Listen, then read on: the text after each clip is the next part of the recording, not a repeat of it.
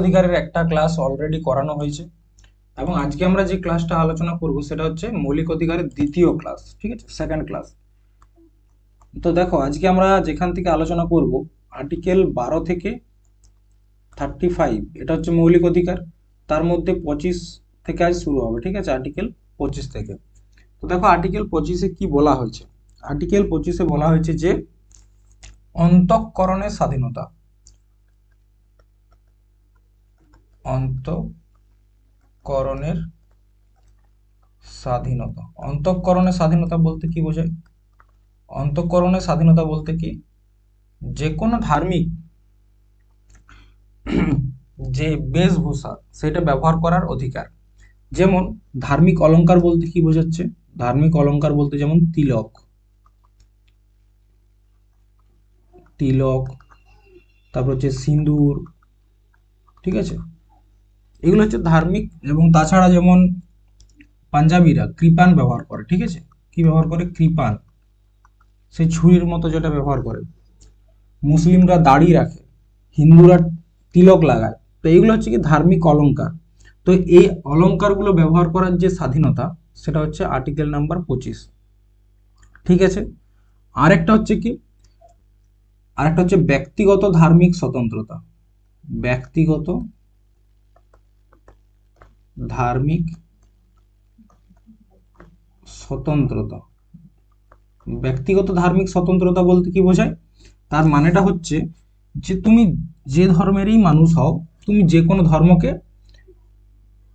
Adapt করতে পারো, যে কোনো ধর্মকে তুমি ভালোবাসতে পারো, যে কোনো ধর্মের অনুষ্ঠানে তুমি পার্টিসিপেট করতে পারো। এটা হচ্ছে ব্যক্তিগত ধর্মের স্বাধীনতা বা স্বতন্ত্রতা।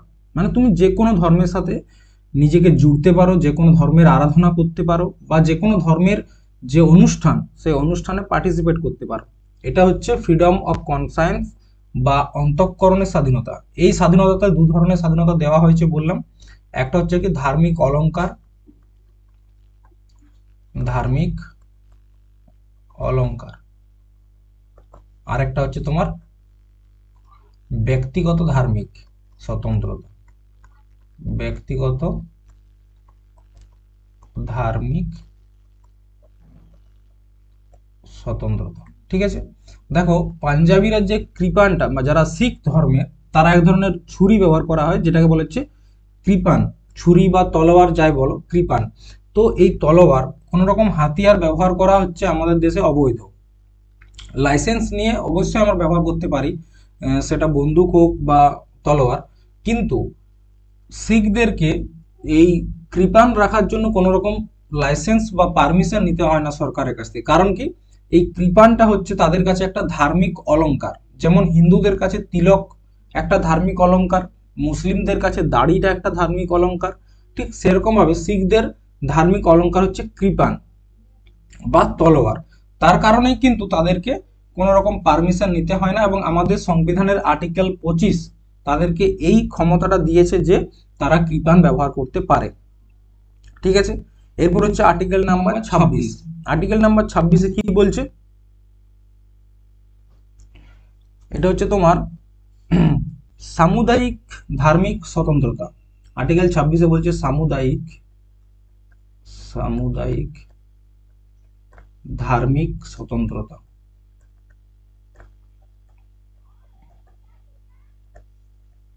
সামুদায়িক ধার্মিক স্বতন্ত্রতা বলতে কি বোঝায়? দেখো আমরা যখন দুর্গাপূজা করি, দুর্গাপূজার সময় আমরা প্যান্ডেল ব্যবহার করি। তো প্যান্ডেলটা যে জায়গায় তৈরি করছি, এটা তো অন্য কোনো মানুষেরও জায়গা হতে পারে, ঠিক আছে। তো এই যে প্যান্ডেল তৈরি করা, তাছাড়া যজ্ঞ করা, তাছাড়া দেখবে মুসলিমরা ঈদের সময় কি করে, রাস্তার উপর নামাজ পড়ে। তো এটা হচ্ছে ধার্মিক স্বতন্ত্রতা, মানে সামুদায়িক ধার্মিক স্বতন্ত্রতা। তারা একসাথে করতে পারছে, একসাথে প্যান্ডেল করে পূজা করা, বা একসাথে রাস্তায় নামাজ পড়া, বা যাগযজ্ঞ করা, এগুলো সবই কিন্তু সামুদায়িক ধার্মিক স্বতন্ত্রতার মধ্যে পড়ছে। কারণ যাগযজ্ঞ কোনো একজন ব্যক্তি মিলে করে না, সবাই মিলে করে। আবার নামাজটা যখন রাস্তায় পড়া হচ্ছে তখনও অনেক মানুষ একসাথে জড়ো হয়, এবং প্যান্ডেলেও আমাদের যে দুর্গাপূজার প্যান্ডেল হয় সেখানেও কিন্তু প্রচুর মানুষ একসাথে জড়ো হয়। তো এটাকে বলা হচ্ছে সামুদায়িক ধার্মিক স্বতন্ত্রতা, ঠিক আছে। এরপর হচ্ছে আর্টিকেল নাম্বার 27। আমাদের সংবিধানের আর্টিকেল নাম্বার 27-এ কি বলছে? যে ধর্মের জন্য রাখা যে টাকা, সেই টাকার উপর ট্যাক্স দিতে হবে না। ঠিক আছে, কি বলছে, ধার্মিক কাজের জন্য রাখা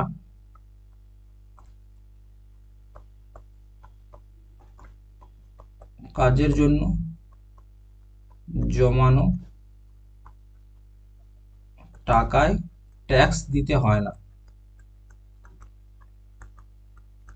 ঠিক আছে, তার মানে কি, মানে ধরো কোনো একটা মন্দির বা কোনো একটা মসজিদ কি করছে, কিছু টাকা কালেক্ট করছে, বিভিন্ন ধরনের চাঁদা নেয় বা বিভিন্ন সময় বিভিন্ন অনুদান নেয়। ঠিক আছে, তো এই যে টাকাগুলো নিচ্ছে, এমনিতে তোমার কাছে যদি টাকা থাকে তো সেখান থেকে তোমাকে সরকারকে ট্যাক্স দিতে হয়। ঠিক আছে, ইনকাম ট্যাক্স, জিএসটি, নানা রকম ট্যাক্স আছে।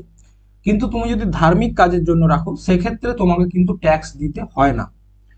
দেখো, তার কারণে এই আর্টিকেল 27-এর ব্যবহার করে অনেক সময় নানা রকমের যে কালো টাকাকে সাদা করার যে, ব্ল্যাক মানিকে হোয়াইট মানি করার যে প্রসেস, সেটাও কিন্তু এই আর্টিকেল 27-এর মাধ্যমে অনেক সময় করে থাকে মানুষ, দুর্ব্যবহার। যেমন কি, ধরো তোমার কাছে মোটামুটি 10 কোটি টাকা আছে। ঠিক আছে, 10 কোটি টাকা আছে, তো এটা যদি তুমি সাদা টাকা করে রাখতে পারো, মানে যদি তুমি ব্ল্যাক মানি করতে না চাও, তাহলে তোমাকে সরকারকে ট্যাক্স দিতে হবে, হয়তো 2 কোটি টাকা তোমাকে সরকারকে ট্যাক্স দিতে হবে। ঠিক আছে, এরপর তুমি কি করলে, তুমি চাইলে যে আমি ট্যাক্স দিব না। ঠিক আছে, তো এই টাকাটা তুমি কোনো একটা মন্দিরে বা কোনো একটা মসজিদে ডোনেশন করে দিলে, মন্দির বা মসজিদ, ঠিক আছে, বা যে কোনো ধার্মিক স্থলে দান করলে, এবং বললে যে 2 কোটি টাকা যে ট্যাক্স লাগছিল তার মধ্যে 1 কোটি টাকা মন্দিরকে বা মসজিদকে দিলে এবং 9 কোটি টাকা আবার ফেরত নিয়ে নিলে। ঠিক আছে, তাহলে দেখো এটা ছিল তোমার ব্ল্যাক মানি। ঠিক আছে, এইখানে মাধ্যমে কি হয়ে গেল, এটা হোয়াইট মানি। আবার এখানে মন্দির বা মসজিদ, সেও কিন্তু 1 কোটি টাকা পেয়ে গেল। তো এরম ভাবে, কারণ কি, মন্দির মসজিদে রাখা বা যে কোনো ধার্মিক কাজের জন্য রাখা টাকার উপর ট্যাক্স লাগে না, আর ট্যাক্স যেহেতু লাগে না, কোনো রকম হিসাবও হয় না। ঠিক আছে, তো এই জন্য কি বলা হচ্ছে যে আর্টিকেল 27-এ বলেছে যে ধার্মিক কাজের জন্য ট্যাক্স রাখা যাবে না। যেমন মন্দিরে এত এত অনুদান হয়, কয়েকশো কোটি টাকা, কয়েক হাজার কোটি টাকা, এরকম অনুদান তো হচ্ছে মন্দিরে। তো এই যে টাকাগুলো মন্দিরে আসছে, সেই টাকাগুলোর উপর কিন্তু ট্যাক্স নেওয়া হয় না, সরকার কর নেয় না। ঠিক আছে, আর আর্টিকেল নাম্বার 28 কি বলছে, বলছে যে সরকারি টাকায় যেসব ইনস্টিটিউট গুলো চলছে, ঠিক আছে, সরকারি টাকায়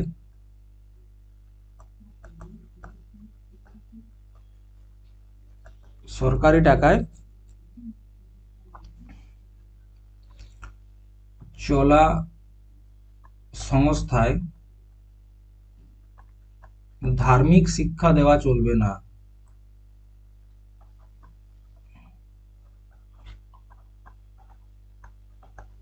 দেওয়া চলবে না। দেখো, সরকারি টাকায় চলা সংস্থা বলতে কি, আমাদের যে সরকারি স্কুলগুলো রয়েছে বা আরো অন্যান্য জায়গায় কলেজ, ইউনিভার্সিটি, ঠিক আছে, সেখানে বলা হচ্ছে যে যেখানে সরকারের টাকা দিয়ে যেসব ইনস্টিটিউট চলছে, সেখানে কিন্তু কোনো রকম ধার্মিক শিক্ষা, তা সনাতন ধর্মের হোক, মুসলিম হোক, শিখদের হোক, যে কোনো ধর্মেরই কোনো রকম শিক্ষা দেওয়া চলবে না। এরপর তোমরা বলবে স্যার সংস্কৃত কলেজে তো সংস্কৃত পড়ানো হয়। তো দেখো, সংস্কৃত হচ্ছে একটা ভাষা। ঠিক আছে, এটা কিন্তু কোনো একটা ধর্মগ্রন্থের ভাষা নয় বা কোনো একটা ধর্মের ভাষা নয়। সংস্কৃত একটা শুধুমাত্র ল্যাঙ্গুয়েজ, যেমন ইংলিশ, যেমন বাংলা, যেমন উর্দু, সেরকম সংস্কৃত হচ্ছে একটা ভাষা। ঠিক সেরকম উর্দু, অনেক কলেজে আছে উর্দু পড়ানো হয়। তো কি, উর্দুটাও একটা ভাষা, এটা কিন্তু কোনো রকম ধর্মের সাথে যুক্ত না। ঠিক আছে, সংস্কৃত, উর্দু, এগুলো হচ্ছে একটা ভাষা, শুধুমাত্র ভাষা, ল্যাঙ্গুয়েজ। তো কি দেখো, তো তোমরা যদি ভালো করে লক্ষ্য করো, আর্টিকেল 25 থেকে আর্টিকেল 28, ঠিক আছে, আর্টিকেল 25 to 28, ঠিক আছে, তো এই যে আর্টিকেলগুলো রয়েছে, এগুলো সম্পূর্ণরূপে মানে আমাদের ধর্মের সাথে যুক্ত। ঠিক আছে, কিসের সাথে যুক্ত, ধর্মের সাথে যুক্ত, প্রত্যেকটা কিছুই মানে কোনো না কোনো দিক থেকে ধর্মের সাথে যুক্ত করে এই আর্টিকেলগুলো তৈরি করা হয়েছে। তো তার জন্য এটাকে বলা হয় ধার্মিক স্বতন্ত্রতার অধিকার।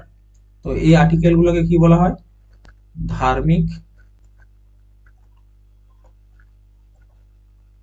স্বতন্ত্রতার অধিকার। ঠিক আছে, বুঝতে পেরেছ?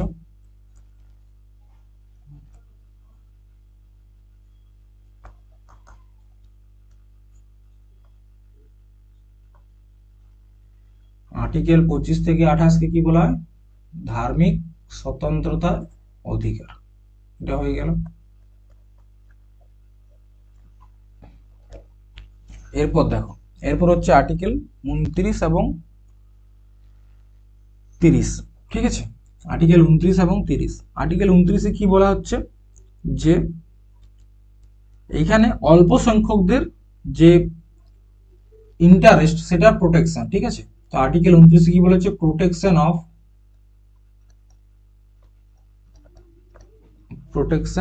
অফ ইন্টারেস্ট,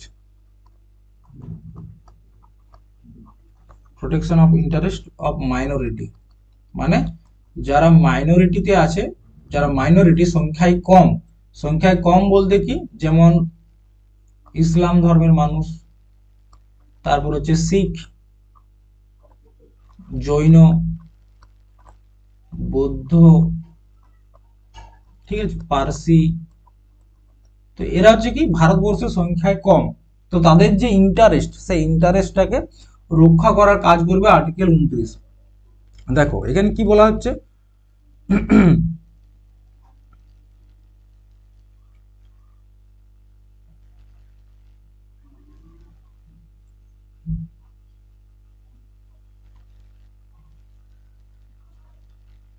বলা হচ্ছে যে আর্টিকেল 29 অনুসারে কোনো একটা ব্যক্তির, ঠিক আছে, কোনো একটা ব্যক্তির যে ভাষা বা লিপি বা তাদের যে কালচার, ঠিক আছে, সেই কালচারের উপর ভিত্তি করে কোনো ব্যক্তিকে কোনো একটা সংস্থায় বা কোনো একটা ইনস্টিটিউটে প্রবেশ করার থেকে আটকানো যাবে না। মানে কি, এটা হচ্ছে কি অল্প সংখ্যকদের, বিশেষ করে এটা কিন্তু মেজরিটিদের জন্য নয়, হিন্দু যারা হিন্দু রয়েছে বর্তমানে ভারতে তাদের জন্য কিন্তু এই আর্টিকেলটা নয়। এই আর্টিকেলটা শুধুমাত্র মাইনরিটিদের জন্য, যারা সংখ্যায় কম। মেজরিটি আর মাইনরিটির মধ্যে পার্থক্য কি? মেজরিটি বলতে বোঝায় যাদের সংখ্যায় প্রচুর, ঠিক আছে, ধরো মেজরিটি, আর একটা হচ্ছে মাইনরিটি। এই জিনিসটা ক্লিয়ার থাকা দরকার। মেজরিটি মাইনরিটি কি, ধরো একটা দেশ, সেই দেশে 100 জন লোক আছে, 100 জন মানুষ আছে, ঠিক আছে, এই 100 জন মানুষের মধ্যে, ঠিক আছে, তোমার 60 জন, ঠিক আছে, 60 জন মানুষ একটা ধর্মেরই, ধরো ধর্মটার নাম হচ্ছে এ, এবং বাকি 40 জন কি করছে, নানা রকম ধর্মে বিভক্ত, এ যেমন বি, সি, ডি, ই, এরকম অনেকগুলো ধর্মে বিভক্ত। তো এখানে দেখো যারা এ ধর্মের সাথে যুক্ত তারা হচ্ছে মেজরিটি, কারণ কি এরা সংখ্যায় অনেক বেশি, মেজরিটি। আর এই যে বাকি 40 জন রয়েছে যারা বিভিন্ন ধর্মে বিভক্ত, এদেরকে বলা হচ্ছে মাইনরিটি। তো আর্টিকেল 29 এবং 30 এই দুটো আর্টিকেলই কিন্তু শুধুমাত্র কাদের জন্য? যারা মাইনরিটি, যারা সংখ্যায় কম। তো এখানে কি বলছে আর্টিকেল 29-এ? আর্টিকেল 29-এ বলছে কোনো একজন ব্যক্তির ভাষা, লিপি এবং কালচার, ভাষা, লিপি এবং কালচার বলতে সংস্কৃতি, যেমন কালচার বলতে আমরা বুঝি আমাদের যেমন দুর্গাপূজা, এটা একটা আমাদের কালচারের মধ্যে পড়ছে। প্রতি বৃহস্পতিবারে লক্ষ্মী পূজা করা, এটা আমাদের একটা কালচারের মধ্যে পড়ছে। তারপর ধুতি পাঞ্জাবি পরা, এগুলো আমাদের কালচারের মধ্যে পড়ছে। শাড়ি পরা, এগুলো হচ্ছে আমাদের কালচার।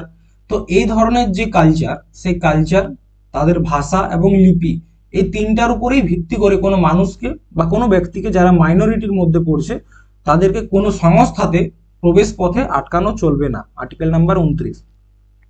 এরপর হচ্ছে আর্টিকেল নাম্বার 30। এখানে কি বলা হয়েছে যে মাইনরিটি রয়েছে তাদেরকে শিক্ষার জন্য সংরক্ষণ, মাইনরিটিদের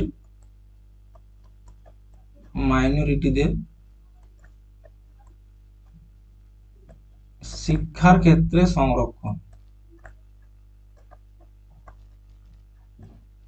মাইনরিটিদের শিক্ষার ক্ষেত্রে সংরক্ষণ বলতে কি বোঝায়? দেখো ধরো একটা স্কুল, ঠিক আছে, স্কুলেই বলি, দেখো স্কুলে কিন্তু ধর্মের শিক্ষা দেওয়া হবে না, কিন্তু এই স্কুলের যে স্টুডেন্ট, সেই স্টুডেন্ট কি করছে, এখানকার স্টুডেন্টের 90% হচ্ছে কি ধরো হিন্দু ধর্মের, ঠিক আছে, 90%। তো এই 90% হিন্দুদের মধ্যে যদি 10% মুসলিম থাকে, ঠিক আছে, 10% যদি মুসলিম থাকে, তো এবং তারা যদি ওই 90% হিন্দুদের মধ্যে পড়াশোনা করতে হেজিটেট করে, বা তারা যদি মনে হয় যে আমি ওই 90% হিন্দুদের মধ্যে পড়াশোনা করতে পারবো না, তার জন্য আর্টিকেল 30 এই মাইনরিটিদেরকে কি দিয়েছে, একটা অধিকার দিয়েছে। কিসের অধিকার? তারা নিজস্ব স্কুল খুলতে পারে, ঠিক আছে। তার জন্য কি করতে পারবে, এই যে মাইনরিটি যারা রয়েছে,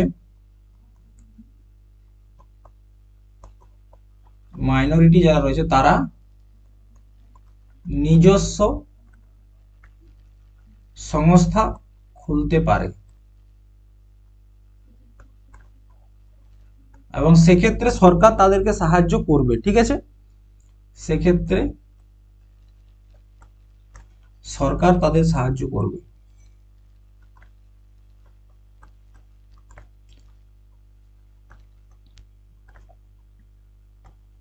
এক্সাম্পল যদি তোমরা চাও তাহলে হচ্ছে মাদ্রাসা।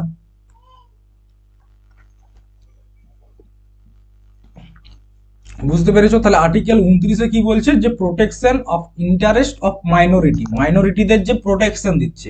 কি বলেছিল, যে কোন একজন ব্যক্তিকে ভাষা, লিপি এবং কালচারের ভিত্তিতে তাদেরকে কোনো সংস্থাতে প্রবেশে আটকানো যাবে না, আর্টিকেল নাম্বার 29। আর্টিকেল নাম্বার 30-এ কি বললাম, যে মাইনরিটিদের শিক্ষার সংরক্ষণ। তার মানেটা কি, কোনো একটা স্কুল বা কোনো একটা কলেজে যদি 90% ধরো হিন্দুরা রয়েছে, মেজরিটিতে রয়েছে, এবং 10% ধরো মাইনরিটি রয়েছে, তো এই যে 10% মাইনরিটি, তারা যদি ওই 90% মেজরিটির সাথে, বা যারা বহু সংখ্যক তাদের সাথে পড়াশোনা করতে সংকোচ বোধ করে, তো তারা নিজস্ব সংস্থা খুলতে পারে, স্কুল, কলেজ, ইউনিভার্সিটি তারা খুলতে পারে, ঠিক আছে। এবং সেক্ষেত্রে এই যে যারা মাইনরিটি রয়েছে তাদেরকে সরকার হেল্প করবে, মানে টাকা দিবে আর কি তাদের সংস্থা খোলার জন্য। তো এটার একটা এক্সাম্পল হচ্ছে মাদ্রাসা। বোঝা গেছে? তো দেখো আমাদের সংবিধানের আর্টিকেল নাম্বার 30 এবং আর্টিকেল নাম্বার 29, এই দুটো আর্টিকেল শুধুমাত্র কাদের জন্য, মাইনরিটি। তাহলে আর্টিকেল নাম্বার 29 এবং 30 এটা হচ্ছে মাইনরিটিদের জন্য, মাইনরিটিদের জন্য, ঠিক আছে। এবং আর আগেরটাতে কি বললাম, আর্টিকেল নাম্বার 25 এবং 28, 25 থেকে 28, ঠিক আছে। আর্টিকেল 25 থেকে 28 হচ্ছে তোমার ধার্মিক স্বতন্ত্রতা, তাহলে 25 থেকে 28 ধর্মের স্বাধীনতা, 29, 30 মাইনরিটিদের জন্য, ঠিক আছে। এরপর আর্টিকেল নাম্বার 30, আর্টিকেল নাম্বার 30-এ কি বলা হয়েছে, যে এখানে পৈতৃক সম্পত্তি, পৈতৃক সম্পত্তির চর্চা, পৈতৃক সম্পত্তির চর্চা, ঠিক আছে।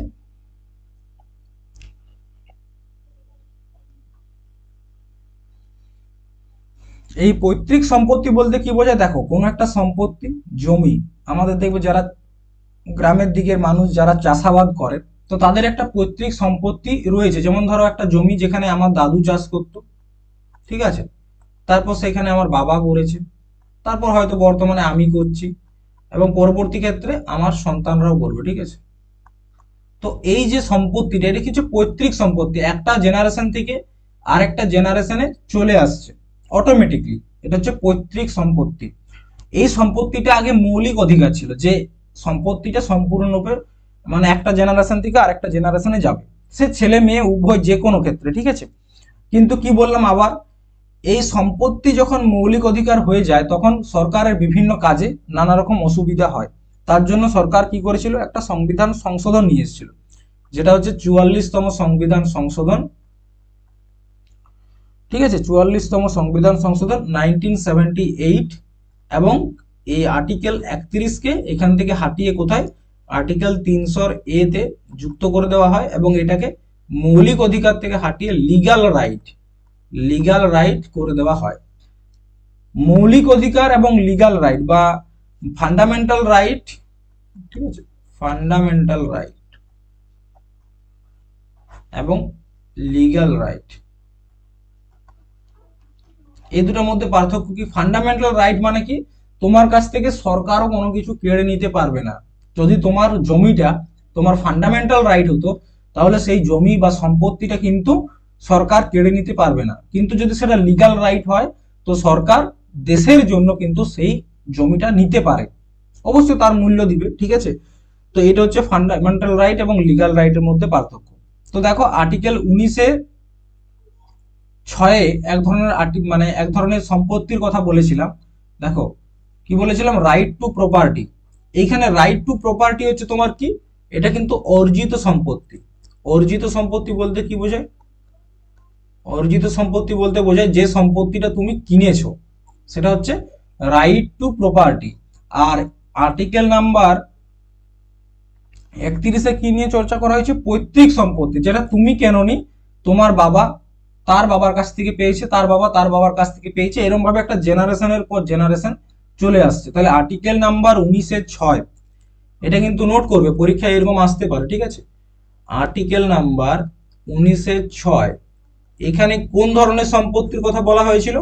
এটা হচ্ছে অর্জিত সম্পত্তি। অর্জিত সম্পত্তি, অর্জিত সম্পত্তি মানে কি, যেটা তুমি কিনেছো নিজের টাকায় রোজগার করে, ব্ল্যাক মানি হোয়াইট মানি যা কিছু দিয়ে হোক তুমি কিনেছো। আর পৈতৃক সম্পত্তি বোঝায় যেটা তুমি কেননি, জেনারেশনের পর জেনারেশন তোমার কাছে এসেছে। যেমন তোমার কাছে হয়, তোমার আগে তোমার বাবার কাছে ছিল, তার আগে তার বাবার কাছে ছিল, ঠিক আছে। এটা হচ্ছে পৈতৃক সম্পত্তি, যেটা আমরা প্রত্যেকে পেয়ে থাকি বাড়িতে, ঠিক আছে।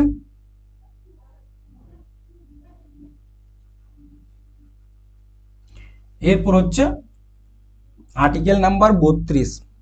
এই আর্টিকেল নাম্বার 32-কে বলা হচ্ছে সাংবিধানিক উপচার, ঠিক আছে। এটা কি বলা হয়? সাংবিধানিক উপচার বা কনস্টিটিউশনাল রেমিডিজ। কি বলা হয়? Constitutional remedies. কি বলা হচ্ছে? Constitutional remedies. তো দেখো আর্টিকেল 32 কিন্তু মৌলিক অধিকারের খুব গুরুত্বপূর্ণ একটা আর্টিকেল। এখানে এই 32 অনুসারে আমাদের যে পাওয়ার, সেটা দ্বিগুণ হয়ে যায়। একজন জনতার যে অধিকার, সেটা দ্বিগুণ হয়ে যায়। এবং আর্টিকেল 32 অনুসারে এটাও বলা হয়েছে, যদি আমাদের কোথাও মৌলিক অধিকারকে উল্লঙ্ঘন হয়, যদি কেউ আমাদের সরকার বা যে হোক, যদি কেউ আমাদের মৌলিক অধিকারকে উল্লঙ্ঘন করে বা অ্যাবলিশ করতে চায়, সেক্ষেত্রে আমরা কিন্তু সরাসরি সুপ্রিম কোর্টে যেতে পারি, ঠিক আছে। আমাদেরকে ডিস্ট্রিক্ট কোর্টেও যেতে হবে না, হাইকোর্টেও যেতে হবে না, আমরা চাইলে একদম সুপ্রিম কোর্টে। দেখো কেসটা হচ্ছে কি, আমাদের সাথে যদি কোনো একটা ঘটনা ঘটে, তো সেক্ষেত্রে আমরা যখন কোর্টে যাব, প্রথমে আমরা যাব ডিস্ট্রিক্ট কোর্টে, ঠিক আছে। ডিস্ট্রিক্ট কোর্ট, যদি সেখানে আমাদের পছন্দের মতো জাজমেন্ট না পাই, তারপর আমরা যাই হাইকোর্টে, ঠিক আছে। হাইকোর্ট, এবং হাইকোর্টেও যদি না হয়, তখন আমরা যাই সুপ্রিম কোর্টে, ঠিক আছে। আর সুপ্রিম কোর্টেও পছন্দ না হলে কিছু করার নেই, কারণ এর উপরে আর কোথাও যাওয়া যায় না। ভারতে সুপ্রিম কোর্ট হচ্ছে সর্বোচ্চ কোর্ট, সর্বোচ্চ ন্যায়ালয়, ঠিক আছে। কিন্তু যদি তোমার ফান্ডামেন্টাল রাইট নিয়ে কোনো সমস্যা হয়, যদি কেউ তোমার ফান্ডামেন্টাল রাইটটা তোমার কাছ থেকে কেড়ে নিতে চায়, তোমার মৌলিক অধিকার তোমার কাছ থেকে কেড়ে নিতে চায়, তো তুমি ডাইরেক্ট হাইকোর্টেও যেতে পারো এবং সুপ্রিম কোর্টেও যেতে পারো। তো তুমি যদি সুপ্রিম কোর্টে যাও, তার জন্য তোমাকে ব্যবহার করতে হবে আর্টিকেল নাম্বার 32, ঠিক আছে। Article number 32। এরপর কি বললাম, যে তুমি যদি ডাইরেক্ট সুপ্রিম কোর্টে যেতে চাও, তার জন্য হচ্ছে আর্টিকেল 32। তার কারণে বলা হয় যে মৌলিক অধিকারকে, যে মৌলিক অধিকার বানিয়েছে, কি বলা হচ্ছে? মৌলিক অধিকারকে, লেখাটা ভালো করে বুঝবে, ঠিক আছে। মৌলিক অধিকারকে যে আর্টিকেল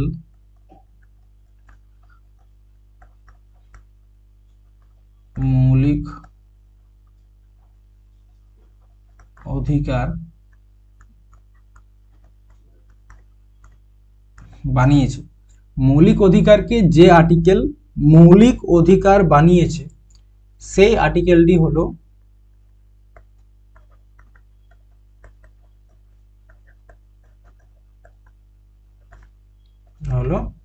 আর্টিকেল 32। তাহলে মৌলিক অধিকারকে মৌলিক অধিকার বানায় কোন আর্টিকেল? প্রশ্ন এরকম আসে, সিজিএল এ এসেছিল, এমটিএস এও এসছে, ঠিক আছে। যে মৌলিক অধিকার কে বানায় সেটা হচ্ছে আর্টিকেল নাম্বার 32। আর্টিকেল নাম্বার 32 কে ডক্টর বি আর আম্বেদকর, ঠিক আছে, কে? ডক্টর বি আর আম্বেদকর, আশা করি তোমরা সকলেই চেনো, ঠিক আছে। ডক্টর বি আর আম্বেদকর কি বলেছিল? সংবিধানের আত্মা।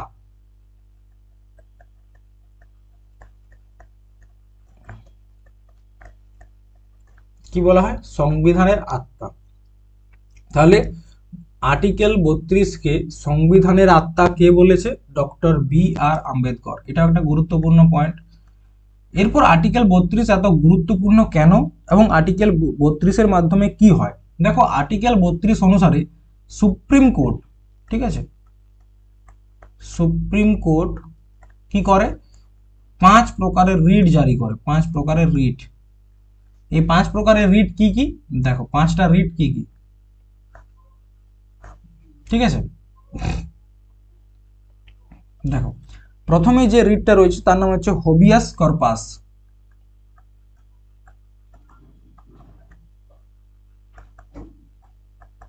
ঠিক আছে। আর একটা রয়েছে তোমার ম্যান্ডামাস, আর একটা রয়েছে তোমার কো ওয়ারেন্টো,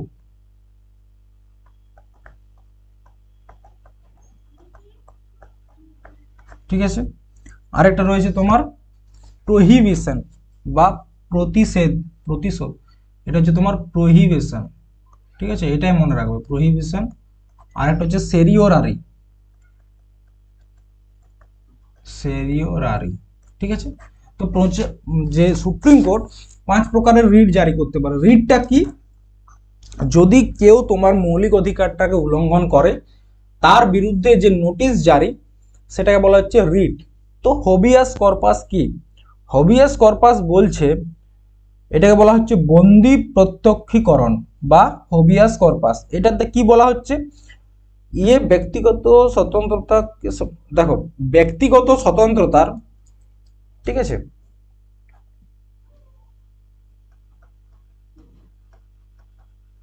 ব্যক্তিগত স্বতন্ত্রতার সবচেয়ে বড়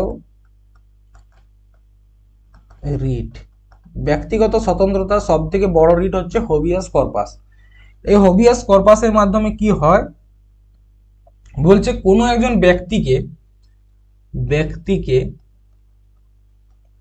যদি পুলিশ অ্যারেস্ট করে, তাকে 24 ঘন্টার মধ্যে কি করতে হবে? 24 ঘন্টার মধ্যে কোর্টে নিয়ে যেতে হবে। এটা হচ্ছে হবিয়াস কর্পাস। কি বলছে? মানে কোনো একজন ব্যক্তিকে যখন পুলিশ অ্যারেস্ট করবে, তখন সেই ব্যক্তিকে 24 ঘন্টার মধ্যে সশরীরে, কি বললাম, সশরীরে কোর্টে নিয়ে যেতে হবে। এটা হচ্ছে তোমার হবিয়াস কর্পাস, ঠিক আছে।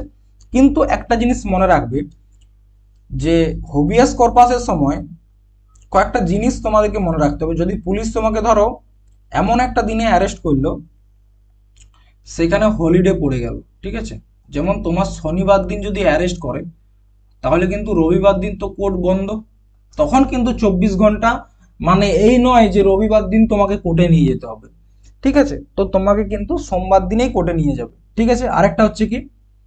আরেকটা হচ্ছে ট্রাভেলিং। ধরো তোমার কেসটা হচ্ছে এমন একটা জায়গায়, পশ্চিমবঙ্গের কেস, কিন্তু তুমি অ্যারেস্ট হয়েছো রাজস্থানে। তো এমনটা নয় যে রাজস্থান থেকে 24 ঘন্টার মধ্যে তোমাকে পশ্চিমবঙ্গে আনা সম্ভব। তো সেক্ষেত্রে যে ট্রাভেলিং এর সময়টা, সেটাও কিন্তু কাউন্ট হয় না। তাহলে কি, হলিডে এবং ট্রাভেলিং এর যে সময়, সেটা কিন্তু তোমার হবিয়াস কর্পাসের কাউন্ট হয় না, ঠিক আছে। তার জন্য তোমরা দেখবে পুলিশ যখন কোনো একটা কেসে অ্যারেস্ট করে না, তো তারা খুব চালাকির সাথে অ্যারেস্ট করে। তারা খুব চালাকির সাথে অ্যারেস্ট করে। কিসের জন্য? দেখবে শনিবার দেখে অ্যারেস্ট করে, ঠিক আছে, শনিবার দেখে করে। তাহলে তারা মাঝে একদিন সময় পেয়ে যায়, সানডে, দেখো, শনিবার দিন এবং রবিবার দিন কোর্ট বন্ধ হতেই পারে, কিন্তু এই রবিবার দিন পুলিশ স্টেশন বন্ধ থাকে না। তো এরপর হচ্ছে তোমাকে যতক্ষণ পুলিশ নিজের আন্ডারে রাখবে তখন পুলিশ তোমার উপর যা খুশি করতে পারে, ঠিক আছে।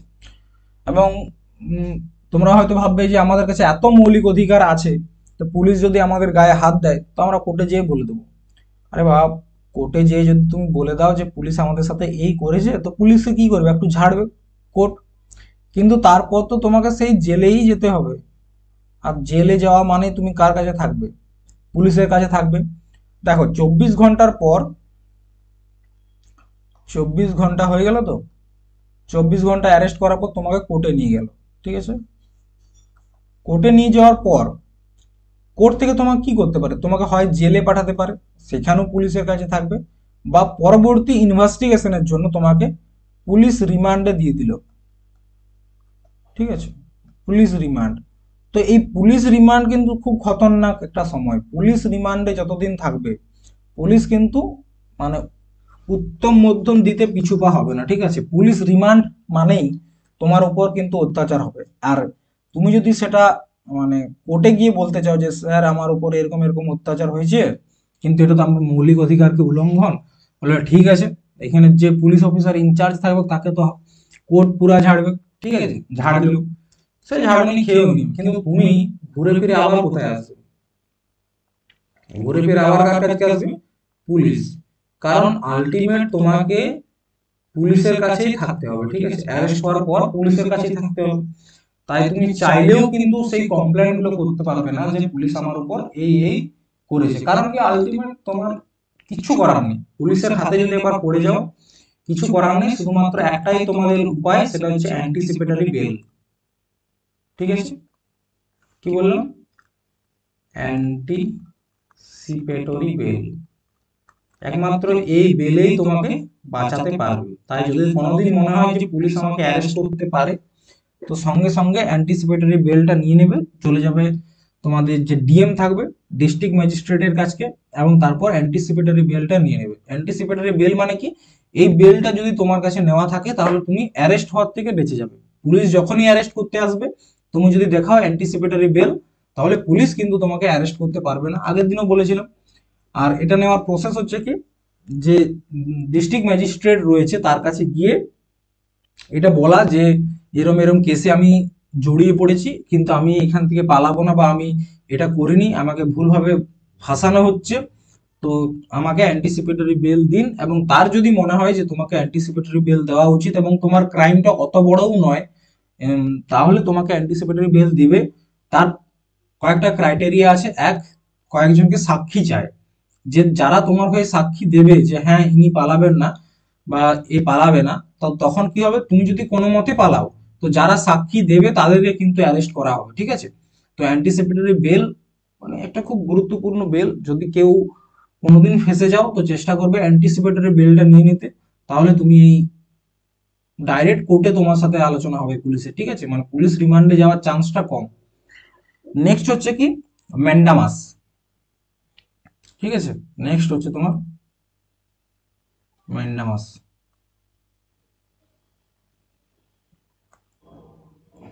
দেখো নেক্সট কি বললাম, ম্যান্ডামাস। ম্যান্ডামাসটা কি, দেখো ম্যান্ডামাস হচ্ছে, এর অর্থ হচ্ছে আমি আদেশ দিচ্ছি, আমি আদেশ দিচ্ছি, এটার অর্থ, ঠিক আছে, আমি আদেশ দিচ্ছি। এরপর দেখো, কোনো একটা সরকারি কর্মচারী যদি তার কাজটা ঠিকঠাক ভাবে না করে, তখন তখন সুপ্রিম কোর্ট তার বিরুদ্ধে যে রিট জারি করবে সেই রিটটা হচ্ছে ম্যান্ডামাস, বা আমি আদেশ দিচ্ছি। আমি আদেশ দিচ্ছি বলতে কি, দেখো এটার একটা সহজ এক্সাম্পল হচ্ছে এখনকার দিনে সরকারি টিচার, সরকারি স্কুলের টিচার। দেখবে এখন বেশিরভাগ সরকারি যে স্কুলগুলো রয়েছে সেখানে শিক্ষার হার কিন্তু অনেক নিচে নেমে গেছে, মানে শিক্ষা টিচাররাও আর সেরকম ভাবে পড়াতে চায় না। তো তারা কি করে, তারা নিজেরা প্রাইভেট টিউশনি পড়াচ্ছে বা আরো অন্যান্য জায়গায়। তো নিজের সিলেবাসটা টাইম মতো শেষ করছে না। কিন্তু একজন টিচারের মূল কাজ কি? একজন যিনি শিক্ষক, তার মূল কাজ কি? যে সিলেবাসটা দেওয়া হয়েছে সেই সিলেবাসটা টাইম টু টাইম শেষ করা এবং স্টুডেন্টদেরকে সেটা থেকে অ্যাওয়্যার করা বা সেটা পড়ানো একজন টিচারের কাজ।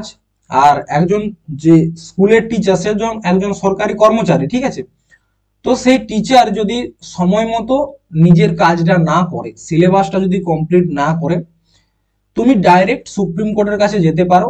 যে সুপ্রিম কোর্টে গিয়ে বললে যে এরম এরম ব্যাপার, আমাদের যিনি টিচার আছেন তার নাম হয়তো এ, সে তার সিলেবাসটা টাইম টু টাইম শেষ করছে না। তখন সুপ্রিম কোর্ট সেই টিচারের বিরুদ্ধে একটা রিট জারি করবে, যে রিটটার নাম হচ্ছে ম্যান্ডামাস, ঠিক আছে? এবং বলবে আমি আদেশ দিচ্ছি যে আপনি আপনার কাজটা ঠিকঠাক ভাবে করুন, একটা, ঠিক আছে, মানে একটা ওয়ার্নিং দেবে। তো সেটা হচ্ছে ম্যান্ডামাস। আর সুপ্রিম কোর্টের ওয়ার্নিং মানে বুঝতেই পারছো। এরপর দেখো, এটা কি শুধুমাত্র টিচারদের ক্ষেত্রে না, যে কোনো সরকারি কর্মচারী, মনে রাখবে কাদের জন্য? যে কোনো সরকারি কর্মচারী, যে কোনো সরকারি কর্মচারী। তাহলে প্রশ্ন আসবে, দেখো প্রশ্নটা দেখে নাও, হ্যাঁ। যদি কোনো এরকম প্রশ্ন এসছে, হ্যাঁ, যদি কোনো সরকারি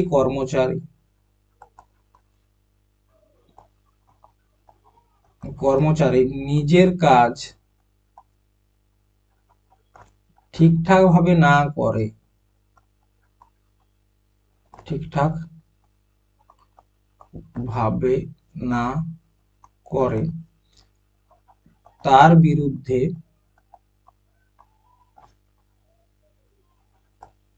কোন রিটটি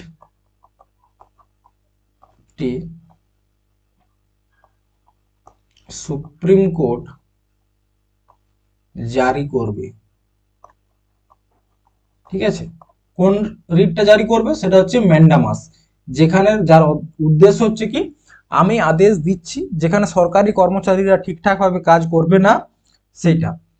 তারপর হচ্ছে কো ওয়ারেন্টো। আচ্ছা, একটু দাঁড়াও, হ্যাঁ, আর একটা পেজ প্রয়োজন।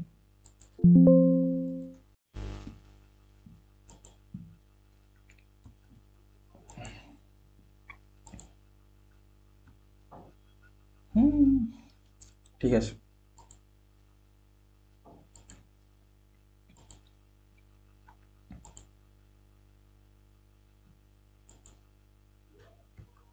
তখন আমরা যেটা পড়লাম সেটা হচ্ছিল কি, হবিয়াস কর্পাস এবং ম্যান্ডামাস। এরপর আমরা যেটা পড়বো সেটা হচ্ছে কো ওয়ারেন্টো।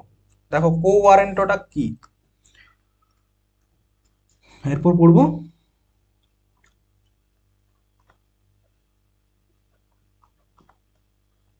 কো ওয়ারেন্টো। কো ওয়ারেন্টো, কো ওয়ারেন্টো কি? কো ওয়ারেন্টের অর্থ হচ্ছে তোমার কি অধিকার। এটার মানেটা হচ্ছে তোমার কি অধিকার, ঠিক আছে? এটা অর্থ হচ্ছে তোমার কি অধিকার। বুঝতে পেরেছো?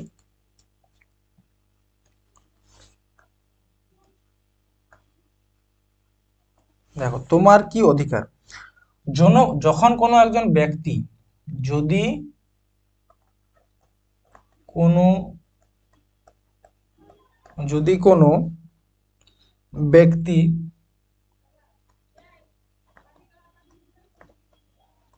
তার অধিকারের বাইরে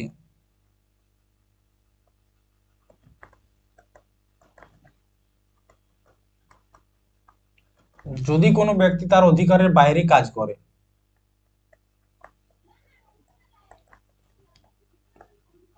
তখন সুপ্রিম কোর্ট এই রিট জারি করে। এই রিট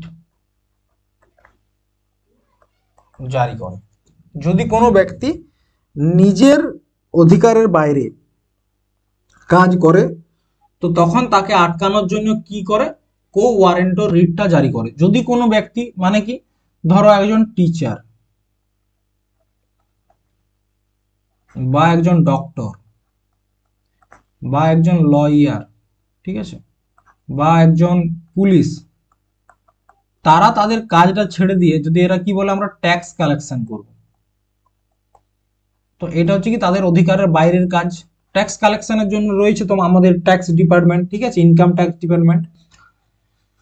তো এই যে নিজের অধিকারের বাইরে কাজ করা, যদি একজন জাজ সে পুলিশের কাজ করতে যায় তাহলে সেটা তার অধিকারের বাইরে কাজ।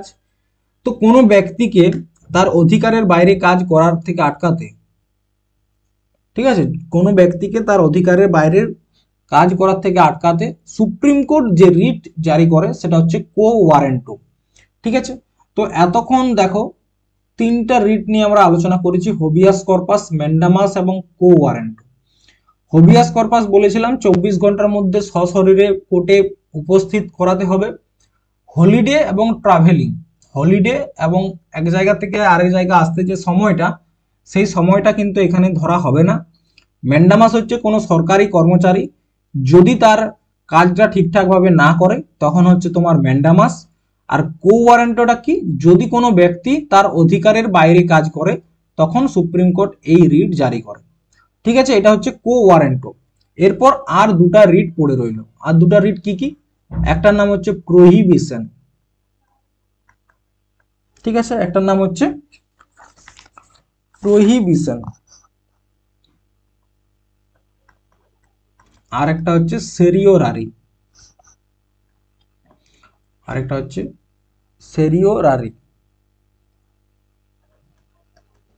দেখো এই যে দুটো রিট, এটা সবসময় হায়ার কোর্ট লোয়ার কোর্টের জন্য জারি করে, ঠিক আছে। মনে রাখবে higher court lower court. Higher court কি, যেমন সুপ্রিম কোর্ট হচ্ছে হায়ার কোর্ট, তো এখানে সুপ্রিম কোর্ট, হাইকোর্ট এবং ডিস্ট্রিক্ট কোর্ট এই দুটো কোর্টের জন্যই জারি করতে পারে। আবার হাইকোর্ট কার জন্য জারি করবে, ডিস্ট্রিক্ট কোর্টের জন্য, ঠিক আছে। হায়ার কোর্ট লোয়ার কোর্টের জন্য, দেখো হয়তো এটা তোমরা বুঝতে পারোনি, আমি একটু ক্লিয়ার করে দিই। প্রথমত হায়ার কোর্ট কি, দেখো ভারতের সর্বোচ্চ ন্যায়ালয় হচ্ছে সুপ্রিম কোর্ট, ঠিক আছে, সুপ্রিম কোর্ট। তো এই যে দুটো রিট রয়েছে, এই দুটো writ supreme court, high court, supreme court, high court এবং ডিস্ট্রিক্ট কোর্ট, ঠিক আছে, এই দুটো কোর্টের জন্যই জারি করতে পারে। এবং মনে রাখবে এই যে রিট জারি করার প্রসেস, এটা শুধুমাত্র যে সুপ্রিম কোর্টের কাছে অধিকার আছে এমনটা নয়। তোমাদেরকে আমি একটু আগেও বলেছিলাম যে আর্টিকেল 32 অনুসারে সুপ্রিম কোর্ট জারি করে এবং আর্টিকেল 200 এবং আর্টিকেল 226 অনুসারে, ঠিক আছে, এবং আর্টিকেল 226 অনুসারে কে জারি করে, হাইকোর্ট, ঠিক আছে। তো দেখো কি বললাম যে সুপ্রিম কোর্ট, হাইকোর্ট এবং লোয়ার কোর্ট মানে ডিস্ট্রিক্ট কোর্ট এই দুটো কোর্টের জন্যই প্রহিবিশন ও সেরিওরারি যে রিট রয়েছে সেটা জারি করতে পারে। কিন্তু হাইকোর্ট তার আর্টিকেল নাম্বার 226 অনুসারে এই রিট দুটো কার জন্য জারি করতে পারে, সেটা হচ্ছে ডিস্ট্রিক্ট কোর্ট, ঠিক আছে। তো মনে রাখবে প্রশ্ন এরকম আসতে পারে যে কোন দুটো রিট শুধুমাত্র উচ্চ ন্যায়ালয় তার নিম্ন ন্যায়ালয় বা আদালতের উপর ব্যবহার করতে পারে। প্রশ্ন আসবে কোন দুটি রিট, কোন দুটি রিট উচ্চ আদালত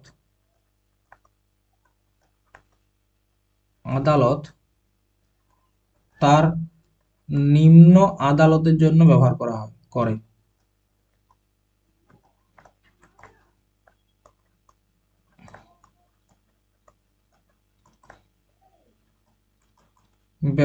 কোন দুটি রিট, একটা হচ্ছে প্রহিবিশন আর একটা হচ্ছে সেরিওরারি, ঠিক আছে, প্রহিবিশন এবং সেরিওরারি। এরপর প্রহিবিশনটা কি, দেখো প্রহিবিশন হচ্ছে যখন জাজমেন্ট দেওয়ার আগে, এইটুকু মনে রাখবে, শুধুমাত্র জাজমেন্ট দেওয়ার আগে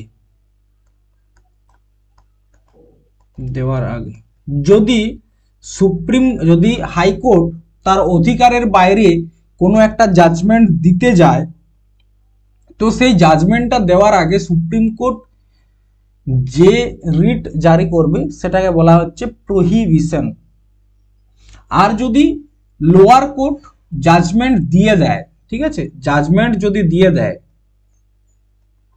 জাজমেন্ট দিয়ে দিলে যে রিটটা জারি করা হবে সেটা হচ্ছে সেরিওরারি। তাহলে কি, লোয়ার কোর্ট যদি জাজমেন্ট দিতে যায়, মানে যদি মনে হয় যে জাজমেন্ট দিয়ে দেবে, তখন যে রিট জারি করা হয় সেটা হচ্ছে প্রহিবিশন, যেমন স্টে অর্ডার লাগানো, ঠিক আছে। আর একটা হচ্ছে সেরিওরারি, যখন কোনো একটা জাজমেন্ট লোয়ার কোর্ট দিয়ে দেয় তখন তাকে বলা হচ্ছে সেরিওরারি। এরপর দেখো, এটা হচ্ছে তোমার আর্টিকেল 32 কনস্টিটিউশনাল রেমিডিজ, যাকে ডক্টর B.R. আম্বেদকর কি বলেছিল, সংবিধানের আত্মা। এখান থেকে দুটো প্রশ্ন পরীক্ষায় পড়ে। এক, সংবিধানের আত্মা কাকে বলা হয়, ঠিক আছে। আরেকটা হচ্ছে আর্টিকেল 32কে বা ডক্টর B.R. আম্বেদকর কাকে সংবিধানের আত্মা বলেছিল। দেখো, এখান থেকে দু ধরনের প্রশ্ন তোমরা পাবে, ঠিক আছে। এক মিনিট, পেজটাই নিয়ে নি। এখান থেকে দু ধরনের প্রশ্ন তোমরা পাবে, ঠিক আছে। এই সংবিধানের আত্মার থেকে দুটা প্রশ্ন পাওয়া যায় সব সময়, এই দুটা প্রশ্নই বেশিরভাগ ক্ষেত্রে দেখতে পাওয়া গেছে। তো এই দুটা প্রশ্ন তোমাদেরকে একটু পরিচিতি করে দিই। এক, প্রশ্ন নাম্বার 1, যেখানে বলবে সংবিধানের কোন ভাগকে সংবিধানের আত্মা বলা হয়, আত্মা বলা হয়। আরেকটা হচ্ছে ডক্টর B.R. আম্বেদকর কোন আর্টিকেলকে সংবিধানের আত্মা বলেছে, আত্মা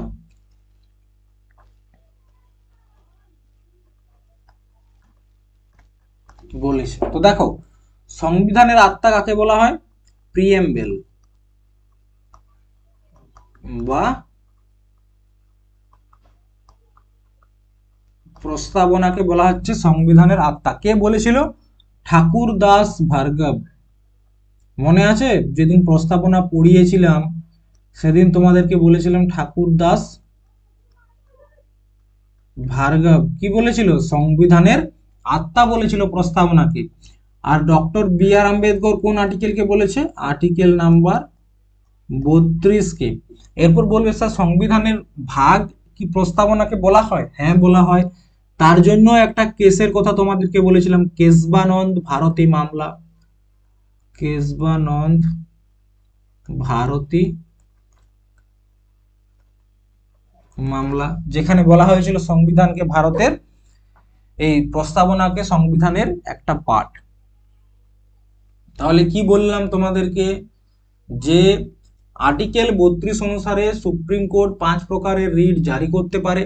ঠিক একই রকম ভাবে আর্টিকেল 226 অনুসারে হাইকোর্টও 5 প্রকারের রিট জারি করতে পারে, 5 প্রকার রিট জারি করতে পারে, ঠিক আছে।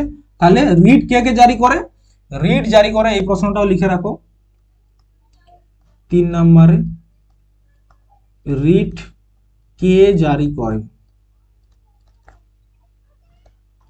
কে করে। দেখো, উত্তরটা হচ্ছে আর্টিকেল 32 অনুসারে সুপ্রিম কোর্ট, আর্টিকেল 226 অনুসারে হাইকোর্ট, ঠিক আছে। আর্টিকেল 32 অনুসারে সুপ্রিম কোর্ট, আর্টিকেল 226 অনুসারে হাইকোর্ট, এগুলো হচ্ছে কনস্টিটিউশনাল রেমেডিস। তাহলে আর্টিকেল 32 হয়ে গেল। আর্টিকেল নাম্বার 33,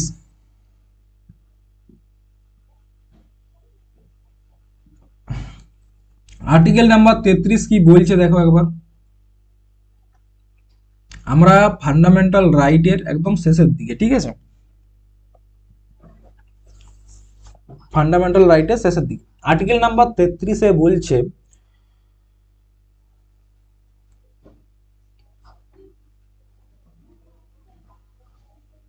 বলছে রাষ্ট্রীয় সুরক্ষার জন্য, কি বলছে,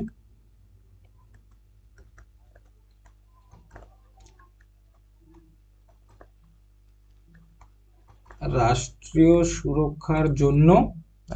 সুরক্ষার জন্য পার্লামেন্ট বা সংসদ কি করবে, সেনা, মিডিয়া এবং গুপ্তচর এদের ফান্ডামেন্টাল রাইট সীমিত করতে পারবে। তাহলে কি বলছে আর্টিকেল নাম্বার 33? আর্টিকেল নাম্বার 33 বলছে যে রাষ্ট্রীয় সুরক্ষার জন্য বা ন্যাশনাল সিকিউরিটির জন্য কে, পার্লামেন্ট বা সংসদ, সেনা, মিডিয়া এবং গুপ্তচর এদের যে ফান্ডামেন্টাল রাইট এটাকে সীমিত করতে পারবে। দেখো, গুপ্তচর যদি বলে যে আমার একটা মৌলিক অধিকার হচ্ছে যা খুশি আমি বলবো, রাইট টু স্পিচ হচ্ছে আমার মৌলিক অধিকার, কিন্তু একজন গুপ্তচরের যদি রাইট টু স্পিচ এই মৌলিক অধিকারটা দেওয়া হয়, সে কিন্তু যদি কিছু একটা বলে দেয় আমাদের দেশের ক্ষতি হতে পারে, তো সেক্ষেত্রে তার ফান্ডামেন্টাল রাইট সীমিত করতে পারবে সেনা যদি বলে যে আমরা যেমন ভাবে খুশি থাকতে পারি, এটা হচ্ছে আমাদের ফান্ডামেন্টাল রাইট, কিন্তু সেনা যদি এরকম ভাবে থাকে তো আমাদের দেশের ক্ষতি হতে পারে। ধরো একটা হাই র্যাঙ্কের অফিসার, সে ফেসবুক ব্যবহার করছে এবং ফেসবুকে আমাদের দেশের বিভিন্ন মুদ্রা নিয়ে বলছে, যার ফলে আমাদের দেশের ক্ষতি হতে পারে। একজন সেনার কাছে তো অনেক ইনফরমেশন থাকে, আমরা কি করতে চলেছি না করতে চলেছি, তো তার যদি ফান্ডামেন্টাল রাইটটাকে সীমিত না করা হয়, দেখবে যারা আর্মিতে আছে, কিছু কিছু মানুষ আছে যারা মানে তোমার ফেসবুক ব্যবহার করে, কিন্তু যারা একটু হায়ার র্যাঙ্কের অফিসার তারা কিন্তু ফেসবুক ব্যবহার করে না, করলেও নিজের নামে করে না, কোনো ফেক আইডি হয়তো করে। তো দেখো কিসের জন্য তারা করতে পারে না, কারণ তাদের যে মৌলিক অধিকার সেই মৌলিক অধিকারটা সীমিত। কিসের জন্য? একজন পুলিশ অফিসার বা একজন হায়ার র্যাঙ্কের সৈন্য যে রয়েছে, আর্মি অফিসার, তার কাছে অনেক ইনফরমেশন থাকে আমাদের দেশের নিয়ে, তো সে যদি ফেসবুকে বাই চান্স সেগুলো পোস্ট করে ফেলে তো সেক্ষেত্রে আমাদের দেশের ক্ষতি। মিডিয়ার কাছেও তাই। ধরো আমরা একটা কোনো সার্জিক্যাল স্ট্রাইক আমরা প্ল্যান করছি কোনো একটা দেশের বিরুদ্ধে, পাকিস্তানের বিরুদ্ধে ধরো সার্জিক্যাল স্ট্রাইক, বা বাংলাদেশের বিরুদ্ধে, তো সেই খবরটা যদি আমাদের মানে মিডিয়ার কাছে চলে যায় এবং মিডিয়া যদি সেটা আগেই পাবলিশ করে দেয়, তাহলে সেটা কিন্তু আমাদের দেশের জন্য ক্ষতি। তো তার কারণেই সেনা, মিডিয়া এবং গুপ্তচর এই তিনজনকার যে মৌলিক অধিকার সেগুলোকে কিছু সময় সাসপেন্ড বা সীমিত করার অধিকার কার কাছে রয়েছে? পার্লামেন্টের কাছে রয়েছে। আর্টিকেল নাম্বার 34 কি বলছে? আর্টিকেল নাম্বার 34 বলছে ভারতের যে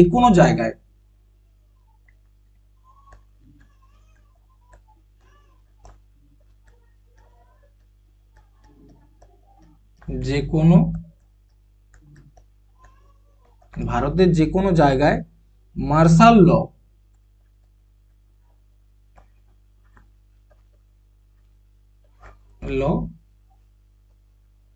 লাগু হতে পারে।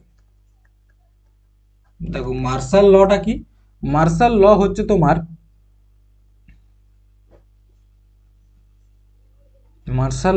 তোমার কি, দেখো ভারতের যে সেনা তাদের যে সর্বোচ্চ কোর্ট, আমাদের জন্য সর্বোচ্চ কোর্ট কি? সুপ্রিম কোর্ট, কিন্তু সেনাদের জন্য রয়েছে তোমার মার্শাল কোর্ট মার্শাল বলে না, মার্শাল কোর্ট। তো সেই মার্শাল কোর্টের যে কোনো জায়গায় মার্শাল কোর্টের বা মার্শাল ল, সেনাদের আইন যে কোনো জায়গায় ভারতের লাগু হতে পারে, আর্টিকেল নাম্বার 34-এ বলেছে। এবং আর্টিকেল নাম্বার 34 অনুসারে যদি কোথাও মার্শাল ল লাগু হয়ে যায় তো সেখানকার মানুষদের ফান্ডামেন্টাল রাইট কিন্তু কি হয়ে যায়? সীমিত হয়ে যায়। ঠিক আছে, এতক্ষণ বলছিলাম যে আমাদের কি কি অধিকার রয়েছে, এরপর বলছি যে কখন কখন আমাদের ফান্ডামেন্টাল রাইটগুলো কিন্তু সীমিত হয়ে যেতে পারে। এক, যদি রাষ্ট্রীয় সুরক্ষার ব্যাপার আসে। দুই, যদি মার্শাল ল লাগু হয়। তিন, যখন রাষ্ট্রীয় আপাত বা ন্যাশনাল এমার্জেন্সি লাগু হবে, তখন কিন্তু আমাদের ফান্ডামেন্টাল রাইট সীমিত হয়ে যেতে পারে। কিন্তু আর্টিকেল 352 অনুসারে যে রাষ্ট্রীয় আপাতের কথা বলা হয়েছে, সেখানে দুটো আর্টিকেল আমাদের কোনো মতেই সীমিত হয় না, আর্টিকেল নাম্বার 20 এবং আর্টিকেল নাম্বার 21। ঠিক আছে, আর্টিকেল নাম্বার 35 কি বলছে? আমাদের সংবিধানের যে ভাগ 3 বা ফান্ডামেন্টাল রাইট বা মৌলিক অধিকার রয়েছে, সেটা লাগু করার চর্চা। ঠিক আছে, দেখো আর্টিকেল 36 তো ফান্ডামেন্টাল রাইটের মধ্যে নেয়, তো এটা বাদ দিয়ে দিচ্ছে। আর্টিকেল 35 এখানে কি বলছে? ভাগ 3 মৌলিক অধিকার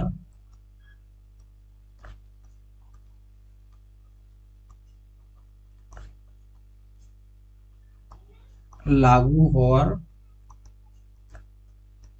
চর্চা। তাহলে কি আর্টিকেল 12 থেকে 35 আমাদের যে মৌলিক অধিকার, সেগুলো নিয়ে আলোচনা করা মোটামুটি হয়ে গেছে।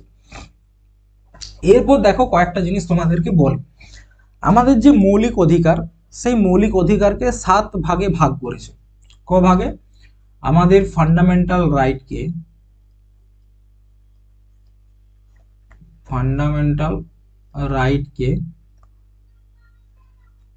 7 ভাগে ভাগ করা হয়েছে।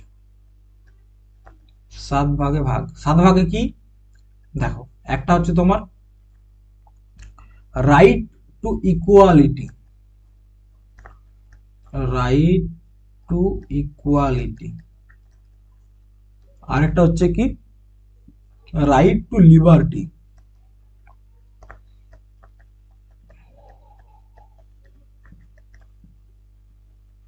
আর কি? Right to against exploitation, right against exploitation. ঠিক আছে, আর কি রয়েছে? Religious freedom,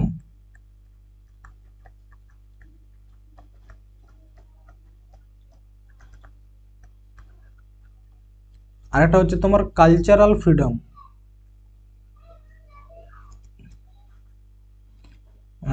right two minority, right two minority নাম দাও এটা। ঠিক আছে, অল্প সংখ্যকদের অধিকার।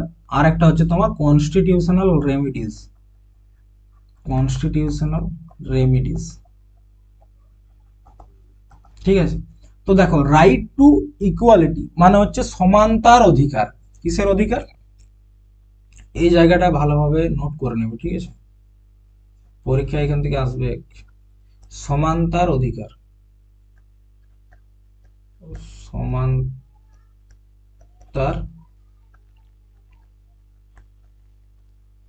অধিকার। সমানতার অধিকার বলতে কি? যে আমরা সবাই সমান। কত নাম্বার আর্টিকেল? আর্টিকেল নাম্বার কত? 14 থেকে 18। আর্টিকেল নাম্বার 14 থেকে 18 হচ্ছে আমাদের কি? Right to equality. তারপর হচ্ছে রাইট টু লিবার্টি, স্বাধীনতার অধিকার বা স্বতন্ত্রতার অধিকার।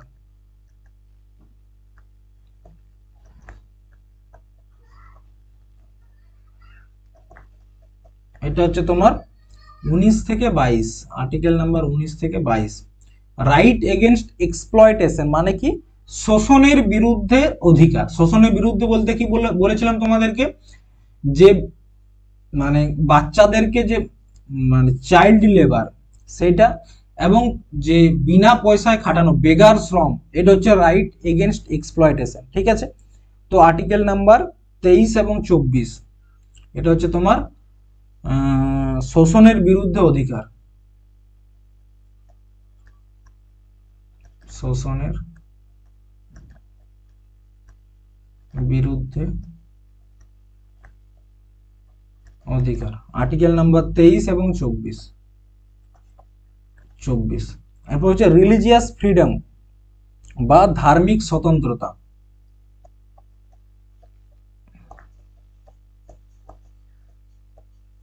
ধার্মিক স্বতন্ত্রতা, এটা হচ্ছে আর্টিকেল নাম্বার 29 এবং এই আর্টিকেল নাম্বার 25 থেকে 28। ঠিক আছে, এখানে সব ধর্মের যে স্বাধীনতা রয়েছে আমাদের কাছে সেগুলো নিয়ে আলোচনা করেছিলাম। রাইট টু মাইনরিটি, অল্প সংখ্যকদের অধিকার, অল্প সংখ্যকদের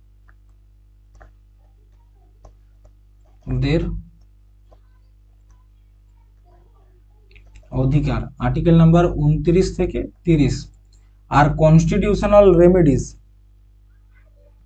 এই আরেকটা হচ্ছে না 1 2 3, এটা তো হয় না, 3 4 5, এটা 6, সেটাই কম হয়ে যাচ্ছে কেন। এটা ছিল তোমার, এটা রাইট টু প্রপার্টি।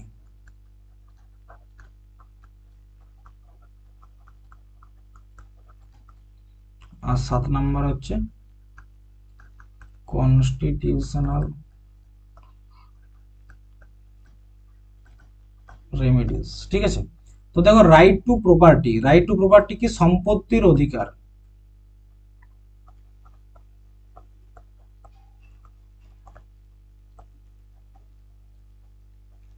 এটা ছিল আর্টিকেল নাম্বার 31-এ, যেটা এখন বাদ হয়ে গেছে, মানে এখন বাদ হয়ে এটা একটা সংবিধান সংশোধন হয়েছিল 44তম সংবিধান সংশোধন 1978, আর্টিকেল 300A-তে এটাকে ঢুকাই দেওয়া হয়েছে। ঠিক আছে, আর একটা হচ্ছে কনস্টিটিউশনাল রেমেডিস বা সাংবিধানিক উপচার, সাংবিধানিক উপচার, এটা হচ্ছে তোমার আর্টিকেল নাম্বার 32, যেখানে রিট জারি করে। তো দেখো আমাদের যে মৌলিক অধিকার, এটা ছিল আর্টিকেল নাম্বার 32 থেকে 35 পর্যন্ত, এটা ছিল কি আমাদের মৌলিক অধিকার। ঠিক আছে, আর্টিকেল 32 থেকে 35 পর্যন্ত এটা হচ্ছে আমাদের মৌলিক অধিকার। ঠিক আছে,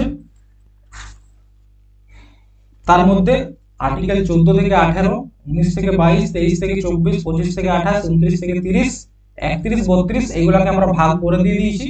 আর্টিকেল 12তে কি ছিল, ডেফিনেশন ছিল মৌলিক অধিকারের। ঠিক আছে, আর্টিকেল 13তে কি বলেছিল, আর্টিকেল 13তে বলেছিল যে কোনো একটা আইন যদি মৌলিক অধিকারকে উল্লঙ্ঘন করে সেটা নষ্ট হয়ে যাবে। আর্টিকেল 13, 14, 15, 16, 17, 18, 19, 20, 21, 22, 23, 24, 25, 26, 27, 28, 29, 30, 31, 32। এরপর হচ্ছে আর্টিকেল নাম্বার 33। আর্টিকেল নাম্বার 33-এ কি বললো, এখনই তোমাদেরকে বলেছি যে রাষ্ট্রীয় সুরক্ষার জন্য সংসদ, সেনা, মিডিয়া, গুপ্তচরদের ফান্ডামেন্টাল রাইটকে সীমিত করতে পারে।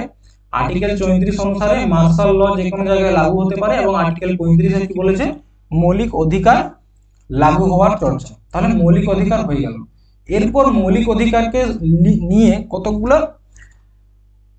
ইম্পর্টেন্ট পয়েন্ট রয়েছে, ঠিক আছে, গুরুত্বপূর্ণ পয়েন্ট, সেইগুলো আমরা যেগুলো নিয়ে শেষ করব। প্রথমত দেখো মৌলিক অধিকার, এই যে এতগুলো মৌলিক অধিকার নিয়ে দেখলে, তারপর এখানে কয়েকটা জিনিস মনে রাখতে হবে। কয়েকটা আর্টিকেল রয়েছে শুধুমাত্র ভারতীয়দের জন্য, হ্যাঁ, কয়েকটা মৌলিক অধিকার,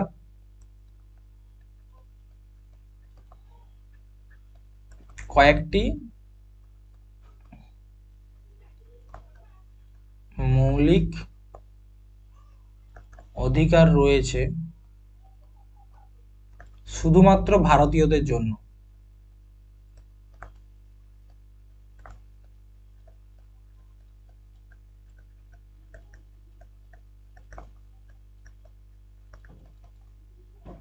শুধুমাত্র ভারতীয়দের জন্য। যেমন কোন আর্টিকেল গুলো, article number 15, article number 15, article number 16, article number 19, article number 29 এবং আর্টিকেল নাম্বার 30। এই যে 5টা আর্টিকেল রয়েছে, আর্টিকেল 15, 16, 19 এবং 29। আর্টিকেল 15তে কি ছিল, যে জাতি, ধর্ম, লিঙ্গ, জন্মস্থানের উপর ভিত্তি করে ডিসক্রিমিনেশন বা ভেদভাব করা চলবে না। আর্টিকেল 16তে কি ছিল, যে লোক নির্বাচন বা সরকারি চাকরির ক্ষেত্রে সবাইকে সমান সুযোগ দিতে হবে। আর্টিকেল 19 অনুসারে আমাদের টোটাল 6 প্রকারের স্বাধীনতা রয়েছে। Right to speech, assemble, association, movement, profession, resident, business তোমাদেরকে বলেছিলাম। আর্টিকেল 29 অনুসারে কি ছিল, যে কোনো একজন মাইনরিটিকে তার ভাষা, লিপি এবং সংস্কৃতির উপর ভিত্তি করে ডিসক্রিমিনেট করা চলবে না। এবং আর্টিকেল 30 কি বলছিল, যে কোনো মাইনরিটি যদি চায় তারা নিজেদের জন্য স্কুল কলেজ স্থাপনা করতে পারে। এটা হচ্ছে কয়েকটা ছিল যেগুলো শুধুমাত্র ভারতীয়দের জন্য। এরপর কিছু কিছু আর্টিকেল রয়েছে যেগুলো ভারতীয় এবং বিদেশি দুজনকার জন্য। কয়েকটি আর্টিকেল, কয়েকটি মৌলিক অধিকার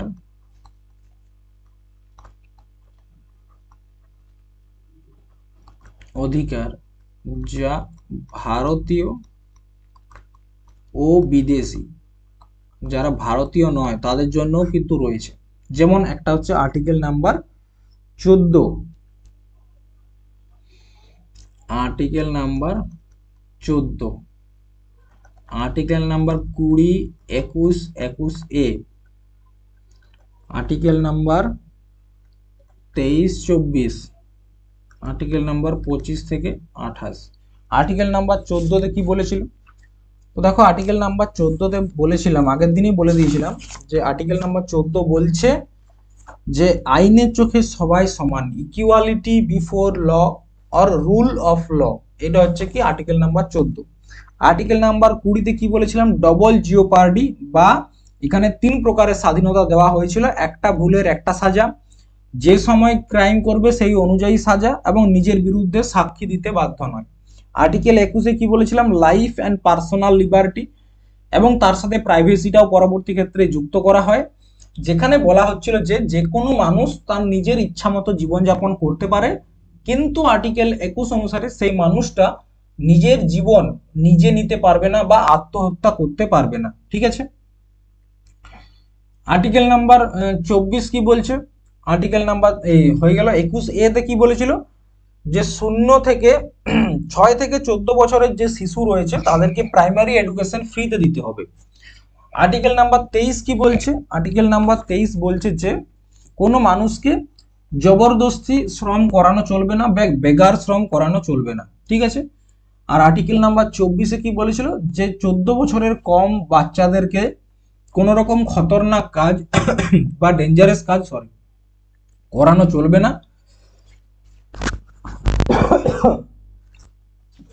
বা আর্টিকেল 24-এ বলছিল চাইল্ড লেবার করানো চলবে না। আর্টিকেল 25 থেকে 28-এ কিছু ধার্মিক স্বতন্ত্রতা দেওয়া হয়েছিল। এগুলো হচ্ছে কি, এই যে মৌলিক অধিকারগুলো রয়েছে এগুলো ভারতীয় এবং বিদেশি দুজনকার জন্য। এরপর দেখো, এই মূল অধিকারের ক্লাসটা করে তোমাদের কিছু কনফিউশন তৈরি হতে পারে। মনে রাখবে,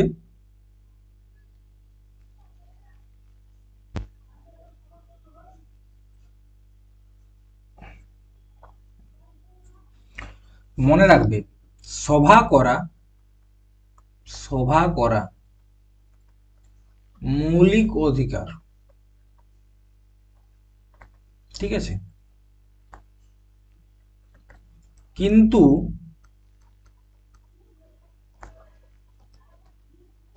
রাস্তা বন্ধ করে অনশন করা মৌলিক অধিকার নয়।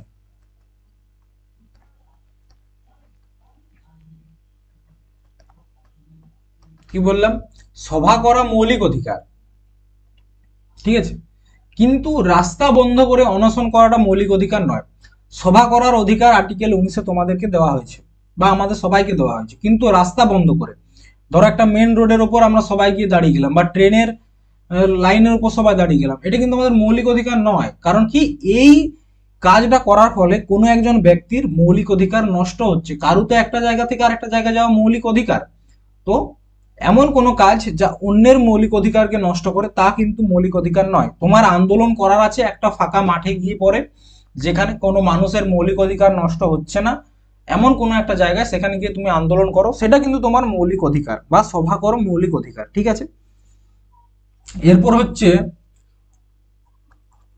আর কি বললাম, যে স্থায়ী আবাস, যেটাকে বলা হচ্ছে স্থায়ী আবাস প্লাস রোজগার কিন্তু ফান্ডামেন্টাল রাইট নয়। ফান্ডামেন্টাল রাইট নয় মানে কি, তোমার হয়তো বাড়ি নেই, তুমি মানে কোর্টে গিয়ে পরে বলতে পারো না যে আমার বাড়ি নেই, কিন্তু আমার বাড়ি থাকাটা তো মৌলিক অধিকার, তাই আমাকে একটা বাড়ি দিন। কেন বলতে পারবে না? কারণ স্থায়ী আবাস এটা কিন্তু মৌলিক অধিকার নয়। রোজগার, তুমি যদি রোজগার করতে না পারো, তুমি কিন্তু সরকারের বিরুদ্ধে কেস করতে পারবে না কেন তোমাকে রোজগার দেওয়া হয়নি, কারণ রোজগারটা মৌলিক অধিকার নয়। ঠিক আছে, এরপর হচ্ছে ভোট দেওয়া, ভোটিং। ভোট দেওয়াও কিন্তু ফান্ডামেন্টাল রাইট নয়, এটা একটা রাজনৈতিক অধিকার। মনে রাখবে এসএসসি এমটিএস, এসএসসি এমটিএস 2018-তে এসেছিল, ঠিক আছে, যে ভোট দেওয়াটা কি মৌলিক অধিকার? তো এটা একটা মৌলিক অধিকার নয়, এটা একটা রাজনৈতিক অধিকার। আর একটা জিনিস কি, ফান্ডামেন্টাল রাইট বা মৌলিক অধিকারকে সংসদ বা আদালত কেড়ে নিতে পারে না, কেড়ে নিতে পারে না, কিন্তু প্রেসিডেন্ট কিছু সময়ের জন্য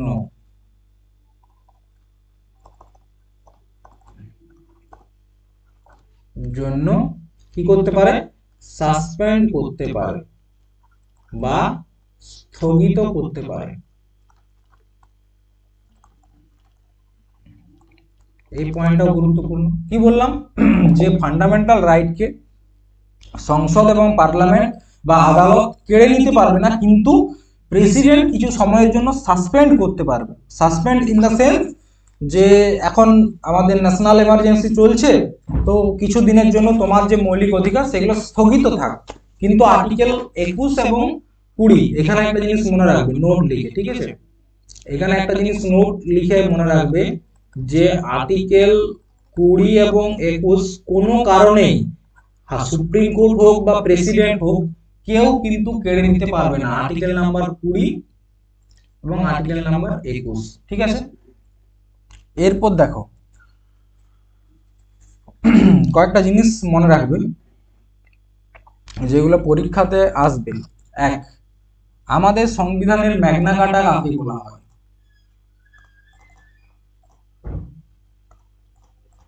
সংবিধানের ম্যাগনা কার্টা কাকে বলা হয়? এটা হচ্ছে তোমার ফান্ডামেন্টাল রাইট বা মৌলিক অধিকার।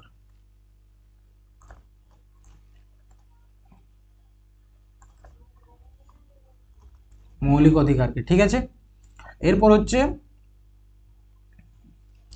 ফান্ডামেন্টাল রাইট, সংবিধানের ফান্ডামেন্টাল রাইট বা মৌলিক অধিকার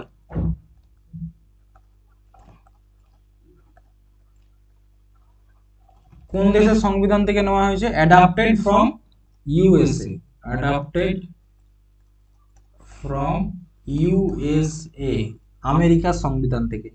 ঠিক আছে, আমাদের যে অরিজিনাল সংবিধান ছিল, অরিজিনাল সংবিধানে 7টি মৌলিক অধিকার ছিল। মৌলিক অধিকার ছিল, বর্তমানে আছে 6টি। ঠিক আছে, নেক্সট এই কয়েকটা জিনিস তোমরা মনে রাখবে। আরেকটা জিনিস মনে রাখবে,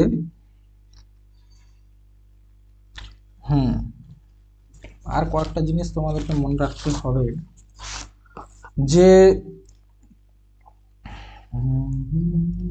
আর কি মনে রাখতে হবে,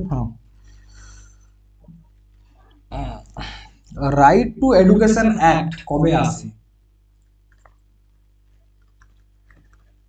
right two education act, education act, ঠিক আছে, এটা এসেছিল তোমার 1 এপ্রিল 2010। 2010 কি হয়েছিল? এই তারিখে লাগু হয়। Right two education act 1 April বা 1 এপ্রিল 2010-এ লাগু হয়। আরেকটা জিনিস মনে রাখবে, এই ফান্ডামেন্টাল রাইটেই সেটা মনে রাখবে, প্রেগনেন্সির সময় ভ্রূণ ডিটারমিনেশন, প্রেগনেন্সির সময় ভ্রূণ পরীক্ষা, ঠিক আছে, ভ্রূণ পরীক্ষা যে ক্রাইম, এটা কবে বলা হয়েছিল ক্রাইম, এটা 2008 সালে সুপ্রিম কোর্ট একটা বিজয় শর্মা কেস বলে কেস ছিল, বিজয় শর্মা কেস, সেই কেসে বলেছিল কি যে প্রেগন্যান্সির সময় ভ্রূণ পরীক্ষা একটা অপরাধ। এই হচ্ছে মৌলিক অধিকার। লাস্ট প্রথমত মৌলিক অধিকারের যে ছবি সেটা দেখেছিলাম, প্রথম পেজ কিরম দেখতে, ডেফিনেশন অফ ফান্ডামেন্টাল রাইট, তারপর আর্টিকেল 13, 14, প্রত্যেকটা আর্টিকেল আমরা দেখো একদম ডিটেলসে দেখেছি, যেগুলো আলোচনা করা প্রয়োজন সেগুলো সমস্তটা তোমাদের সাথে আলোচনা করেছি, এবং যে গুরুত্বপূর্ণ কি পয়েন্ট যতগুলো ছিল সেগুলোও কিন্তু তোমাদের সাথে আলোচনা করেছি, ঠিক আছে। দেখবে আরেকটা পয়েন্ট তোমাদেরকে বলে দিই, আর্টিকেল নাম্বার তুমি 20-তে চলে এসো, ঠিক আছে, আর্টিকেল নাম্বার 20, আর্টিকেল নাম্বার 20 কি বলছে, আর্টিকেল 20 বলেছিল যে নিজের বিরুদ্ধে সাক্ষী দেওয়া, এটা কিন্তু মানে নিজের বিরুদ্ধে সাক্ষী না দেওয়া, এটা হচ্ছে আমাদের একটা মৌলিক অধিকার। আগের দিন বলেছিলাম যে তুমি চাইলে নিজের বিরুদ্ধে সাক্ষী নাও দিতে পারো, এটা আগের দিন তো আমি তোমাদেরকে বলেছি। কিন্তু এখানে আরেকটা জিনিস মনে রাখবে, এই যে দেখবে নার্কো টেস্ট করে, নার্কো টেস্ট, ঠিক আছে, আরেকটা কি হয়, আরেকটা হচ্ছে তোমার, আরেকটা হচ্ছে ব্রেন ম্যাপিং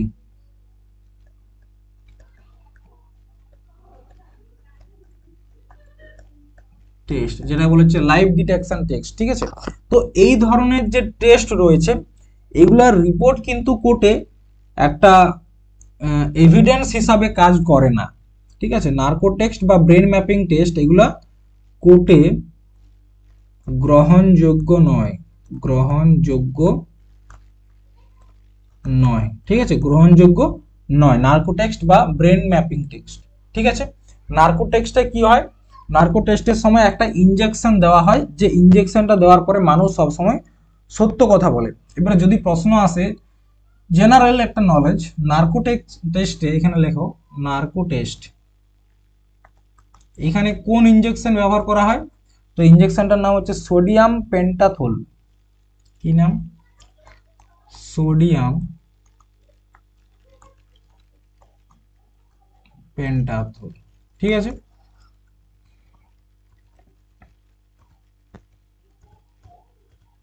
আর কিছু গুরুত্বপূর্ণ পয়েন্ট রয়ে গেল কি, হ্যাঁ, অনেক জায়গায় প্রশ্ন আসে ফান্ডামেন্টাল রাইট কি অ্যাবসলিউট রাইট, বলছে অনেক জায়গায় প্রশ্ন আসে যে ফান্ডামেন্টাল রাইট কি সর্বোচ্চ অধিকার, সর্বোচ্চ অধিকার, অধিকার, তো মনে রাখবেন না, অ্যাবসলিউট রাইট নয়, কেন না, যখন প্রয়োজন তখন কিন্তু ফান্ডামেন্টাল রাইটকে নিলম্বিত করা বা স্থগিত করা সম্ভব, ঠিক আছে। এরপর মনে রাখবে একটা অ্যাক্ট, সেই অ্যাক্টের নাম হচ্ছে atrocity act, atrocity act 1989, atrocity act 1989, এটা হচ্ছে কি, এটা হচ্ছে তোমার বলা হচ্ছে যে এসসি এবং এসটি তাদেরকে যদি কোথাও কোনো রকম ভাবে অত্যাচার করা হয়, তো সেই অত্যাচারটাকে আটকানোর জন্য যে আইন সেটা হচ্ছে অ্যাট্রোসিটি অ্যাক্ট 1989, ঠিক আছে, 1989 অ্যাট্রোসিটি অ্যাক্ট 1989 এর মাধ্যমে সুপ্রিম কোর্ট কি বলেছিল যে এসসি এসটিদের উপর কোনো রকম অত্যাচার যদি হয় সেটা আটকানোর জন্য এই অ্যাক্ট রয়েছে। এখনো যদি কোনো একটা এসসি এসটি মানুষের ওপর কেউ যদি অত্যাচার করতে চায়, যদি এমন হয় যে কোনো একটা এসসি এসটি মানুষকে তার জাতি ধর্ম নিয়ে কোনো একজন ব্যক্তি উচ্চ ধর্মের মানুষ তাকে যদি কিছু বাজে কথা বলে বা কিছু কথা বলে যেটা তার খারাপ লেগেছে, তো সে কিন্তু পুলিশে কেস করতে পারে। এবং অ্যাট্রসিটি অ্যাক্ট 1989 এর মাধ্যমে ওই উচ্চ বর্ণের মানুষটিকে কিন্তু অ্যারেস্ট করা হবে কোনো রকম ইনভেস্টিগেশন ছাড়াই। ঠিক আছে, তো এই হচ্ছে তোমার ফান্ডামেন্টাল রাইট। তো ফান্ডামেন্টাল রাইটে মোটামুটি সবকিছু তোমাদের সাথে আলোচনা করেছি, এবং কিছু যদি গুরুত্বপূর্ণ পয়েন্ট আরো থাকে বা কিছু পয়েন্ট যদি বাদ হয়ে যায়, তো মনে রাখবে এমসিকিউ। দেখো একটা ক্লাসের মধ্যে সমস্ত কিছু ডিটেল আলোচনা সম্ভব নয়, যতটা সম্ভব 99% তোমাদের সাথে করেছি। এরপর যদি কিছু 1% রয়ে যায়, তো সেগুলো যখন আমরা এমসিকিউ আলোচনা করব বা পিওয়াই কিউ আলোচনা করব, তখন সেগুলো তোমাদের সাথে আলোচনা করে দেওয়া হবে। তো আজকে এই পর্যন্তই। আর পরের দিন আমরা যেটা আলোচনা করবো সেটা হচ্ছে ডিপিএসপি।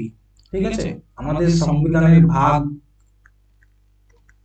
4 এবং আরেকটা হচ্ছে ভাগ 4A। এটা হচ্ছে মৌলিক, আমরা এতদিন মৌলিক অধিকার পড়েছি, এরপর হচ্ছে ভাগ 4 হচ্ছে মৌলিক কর্তব্য।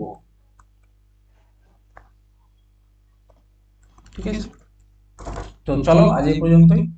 থ্যাংক ইউ, ধন্যবাদ, জয়।